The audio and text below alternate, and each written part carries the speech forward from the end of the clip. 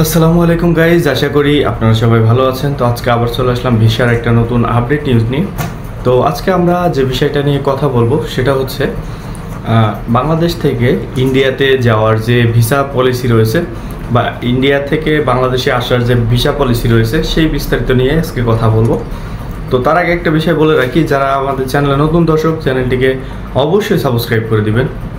তো আমাদের ভিডিওগুলো সবার আগে পাওয়ার জন্য পাশে থাকা বেল আইকনটি অবশ্যই বাজিয়ে দিয়ে যাবেন এবং ভিডিওতে একটি লাইক এবং নেক্সট টাইম কী ধরনের ভিডিও চান এটা নিয়ে কিন্তু কমেন্ট করে জানাবেন। তো অনেকে ভিডিও দেখেন কিন্তু চ্যানেলটিকে সাবস্ক্রাইব করেন না। সো আপনাদের কাছে অনুরোধ, অবশ্যই চ্যানেলটিকে সাবস্ক্রাইব করবেন।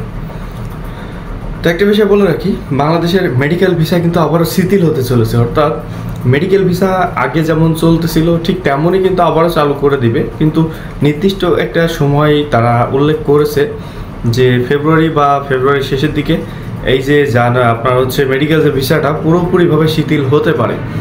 এখন পর্যন্ত মেডিকেল ভিসা চালু আছে যেহেতু, সো খুবই সীমিত আকারে চালু আছে। আপনার চাইলেই কিন্তু ডিরেক্টলি ইন্ডিয়াতে ঢুকতে পারছেন না বা ডিরেক্টলি ভিসাটা কিন্তু পাচ্ছেন না। ভিসাটা না পাওয়ার কারণ এই যে আপনার পেমেন্ট মেথডটা, এটা নিয়ে সব থেকে বেশি প্রবলেম হচ্ছে পেমেন্ট মেথডের বিষয়।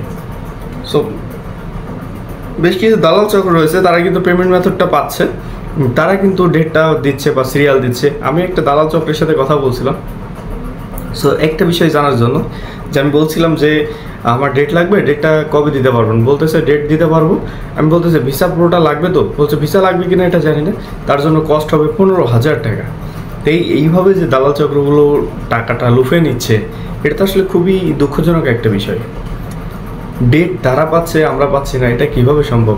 সো আমরা এইটুকু বিশ্বাস রাখি যে আমরা খুবই দ্রুত হয়তো বা আমাদের এটা শিথিল হতে পারে, মেডিকেল ভিসার এটা শিথিল হতে পারে, এবং কবে নাগাদ ট্যুরিস্ট ভিসাটা চালু হতে পারে। তো আমরা যতটুকু জানতে পেরেছি ট্যুরিস্ট ভিসা হয়তো বা জানুয়ারির শেষের দিকে হয়তো বা চালু হতে পারে, এক্স্যাক্টলি বলা পসিবল না। সো হচ্ছে এখনও এক্স্যাক্টলিভাবে কোনো নিউজ পাইনি, যতটুকু নিউজ পেয়েছি জানুয়ারির শেষের দিকে হয়তো বা ট্যুরিস্ট ভিসাটা চালু হতে পারে। সো ডাবল এন্ট্রি ভিসার বিষয়ে আসি। সো অনেক ক্ষেত্রে ডাবল এন্ট্রি ভিসা কিন্তু এখন পর্যন্ত অনেকে পেয়েছে, আবার অনেকেই কিন্তু আমাদের কাছে প্রশ্ন করছে যে ভাই ডাবল এন্ট্রি ভিসাটা পাইতে গেলে আমাদের কী কী দরকার হয়।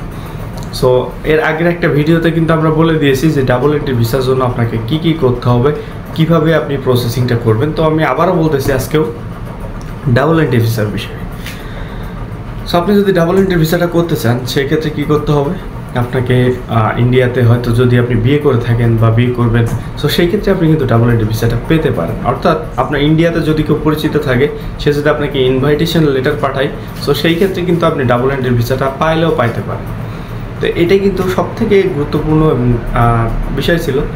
সো হচ্ছে আপনি যখন ইন্ডিয়াতে যাবেন, সো সেই ক্ষেত্রে আপনার যেহেতু লোক আছে ইন্ডিয়াতে, আপনি এখন ঢুকবেন ইন্ডিয়াতে, বা আপনি ইনভাইটেশন লেটারটা তার থেকে নেবেন কীভাবে? তার যদি ইনভাইটেশন লেটার যে পাঠাবে তার হয়তো পাসপোর্ট আছে বা আধার কার্ড আছে। সো আপনাকে যদি পাসপোর্টের ফটোকপি পাঠাই, সেটাকে আপনার যে অ্যাম্বাসি রয়েছে, আপনি অ্যাম্বাসি থেকে সত্যায়িত করা লাগবে।